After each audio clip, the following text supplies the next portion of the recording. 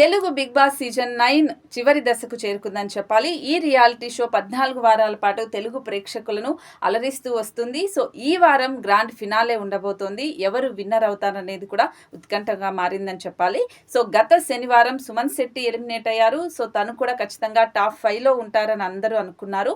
తన మాట కావచ్చు, తన ఆడే విధానం కావచ్చు, ఖచ్చితంగా టాప్ 5లో ఉంటారని అనుకున్నారు. కానీ అనుకోకుండా తను గత శనివారం ఎలిమినేట్ అవ్వడం జరిగింది. ఎలిమినేట్ అయిన తర్వాత రెమ్యునరేషన్ సుమన్ శెట్టికి ఇంత అంత అనేది ఒక టాక్ అయితే నడుస్తుంది. అంటే దాదాపు 14 వారాల పాటు సుమన్ శెట్టి ఉన్నారు. సో ఇందుకు గాను 44 లక్షల రూపాయలు తనకు అందినట్లుగా ఫిలిం నగర్లో ఒక టాక్ వినిపిస్తుంది. ఇక సుమన్ శెట్టి విషయానికి వస్తే ఒక హంబుల్గా, ఒక ఇన్నోసెంట్ బాయ్గా హౌస్లోకి వెళ్ళారు. హౌస్ నుంచి బయటకు కూడా అంతే క్లీన్గా, అంతే హంబుల్గా వచ్చారు.